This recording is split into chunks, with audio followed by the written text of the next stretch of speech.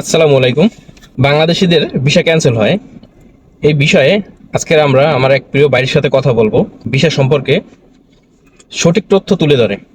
সে ইউটিউবেরই একজন।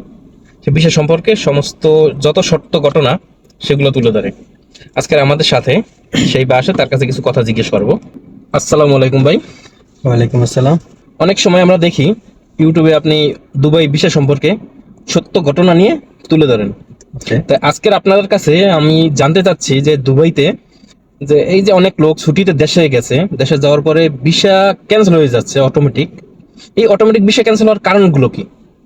আচ্ছা, কারণগুলো হচ্ছে ভিসা ক্যান্সেলের মেন কারণটা হচ্ছে আমরা বাংলাদেশিদের হচ্ছে মেন যে সমস্যাটা ওটা হচ্ছে আমরা নিজেদেরই আমরা কি করি, কিছু কোম্পানি আছে যে কোম্পানিগুলোর মাধ্যমে কিন্তু আমরা আমাদের ভিসাগুলো লাগাই। কারণ আমরা বাঙালি, এজ এ বাঙালি হিসেবে আমরা সব জায়গার মধ্যে ভিসা লাগাইতে পারি না, আমরা ফেকভাবে বা বিভিন্ন মাধ্যমে ভিসা লাগাই। তো কিছু কোম্পানি তারা কি করে, একটা কোম্পানি ওপেন করে, এজেন্সি আর কি, তারা একটা কোম্পানি ওপেন করে কি করে ওই কোম্পানির আন্ডারে কিছু বাংলাদেশি, কিছু ইন্ডিয়ান, কিছু পাকিস্তানি সবাইকে মিক্স করে পার্টনার ভিসা দেয়, যেটাকে আমরা পার্টনার ভিসা বলে থাকি আর কি। তো ওই কোম্পানিগুলা যখন কোম্পানি ওপেন করে, কোম্পানির লাইসেন্স কিন্তু লাইসেন্সের মেয়াদ থাকে 1 বছরের। আর ওই কোম্পানি থেকে যখন কাউকে ভিসা দেওয়া হয়, যেই হোক বাংলাদেশি, ইন্ডিয়ান, পাকিস্তানি, এটা যে বাংলাদেশি শুধু ক্যান্সেল হইতেছে এমনটা না, বিভিন্ন ন্যাশনালিটির কিন্তু ক্যান্সেল হইতেছে ভিসা, আপনারা যদি খবর নিয়ে দেখেন গভীরভাবে। তো কথা হচ্ছে যে আপনার লাইসেন্স পাচ্ছেন 1 বছরের জন্য, আর আপনি ভিসা পাচ্ছেন হচ্ছে 2 বছর, ইমেল সাইডে যেটা বলি আর কি আমরা। তো তারা কি করে, 1 বছরের জন্য লাইসেন্স নেই, 1 বছর পরে কিন্তু আবার রেনু করতে হয়, রেনু করে না।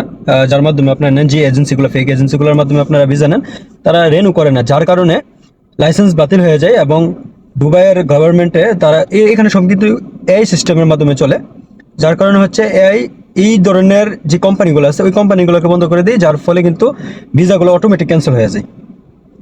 That's it reason.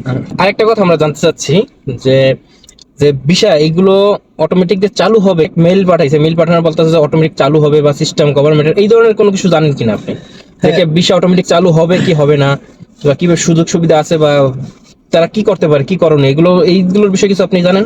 হ্যাঁ, এগুলোর বিষয়ে কিছু আইডিয়া আছে। লাইক বর্তমানে কি হইতেছে, এই পদ্ধতির মাধ্যমে যখন ভিসাগুলো ক্যান্সেল হইতেছে, অনেক লিগেল ভিসাও ক্যান্সেল হয়ে যাইতেছে। আমরা জানি আমরা বাংলাদেশি হিসেবে আমাদের ভিসার অনেক সমস্যা হয়, যার কারণে আমরা বিভিন্নভাবে ভিসা লাগানোর চেষ্টা করি। তো এজ এ বাংলাদেশি অবশ্যই আমরা আমাদের যে অনেক ভুলগুলা ওইগুলো হাইড করার চেষ্টা করি আর কি। তো আমাদের দূতাবাসও আমাদের জন্য অনেক কিছু করতেছে। তারা অ্যাকচুয়ালি, আমরা যে পরিমাণে এখানে বেআইনি কাজ করতেছি, সেই পরিমাণ বেআইনি কাজের জন্যই আমাদের সমস্যা হইতেছে। অ্যাকচুয়ালি বাংলাদেশ দূতাবাসে এখানে কোনো হাত নেই। তারপরে বাংলাদেশ দূতাবাস তাদের পর্যাপ্ত আহ, যতটুকু সম্ভব তারা চেষ্টা করতেছে আমাদের ভিসার সমস্যাগুলো সমাধান করতে, ঠিক আছে। তো তারা চাইতেছে যে অটোমেটিক যে ভিসাগুলো ক্যান্সেল হয়েছে এগুলোকে আবার রিস্টেট করতে, এবং ওই ভিসাগুলো, হ্যাঁ, ওই কিছু পরিমাণ ভিসা কিন্তু এখনো আবার কি হইতেছে, যে অটোমেটিক ক্যান্সেল হয়ে গেছিল ওইগুলো আবার ঠিক হয়ে যাইতেছে, কিছু পরিমাণ ভিসা, সব না। আচ্ছা, আরেকটা বিষয় যে অটোমেটিক ক্যান্সেল হয়ে গেছে দুবাইতে যারা আছিল তাদেরকেও কিছু কিছু লোকের অটোমেটিক ক্যান্সেল হয়ে গেছে। আবার শুনতে পাচ্ছি যে পাকিস্তানি তাদেরও ভিসা ক্যান্সেল হয়ে গেছে, কিন্তু অটোমেটিক তাদের কাছে চালু হয়ে যাচ্ছে অটোমেটিক তাদের ভিসা। তাই বাংলাদেশের ভিসা কি অটোমেটিক চালু হবে, এই ধরনের কোনো কিছু জানা আছে আপনার? ভিসা চালুর বিষয়টা হচ্ছে, আমরা বাংলাদেশিদের জন্য ভিসা নাই, ঠিক আছে, আমি বলে দিই। হ্যাঁ, আমি বলে দিই, বাংলাদেশিদের জন্য ভিসা নাই। বাংলাদেশের ভিসা অনেক সমস্যা, আপনারা জানেন, ভিসা লাগেই না। যেগুলো অটোমেটিক ক্যান্সেল হইতেছে ওইগুলোর মধ্যে কিছু পরিমাণ ভিসার ক্যান্সেল যে সমস্যাটা, এই সমাধান হইতেছে। আর দুবাইয়ের মধ্যে যারা আছে তাদেরও ভিসা কেন ক্যান্সেল হইতেছে আমি ইতিমধ্যে আপনাকে বলছি, যে আমরা বাংলাদেশিরা বিভিন্ন এজেন্সির মাধ্যমে বিভিন্ন কোম্পানি খুলে পার্টনার ভিসা নিয়ে থাকি, যার ফলে কিন্তু ওই যে 1 বছরের লাইসেন্স বানাই এজেন্সিগুলো, এবং 2 বছরের ভিসা দিই। তো 1 বছর পরে যখন লাইসেন্সটা ক্যান্সেল হয়ে যায়, ভিসার মধ্যে এমনিতেই সমস্যা শুরু হয়, যার কারণে ভিসাগুলো ক্যান্সেল হয়ে যায়।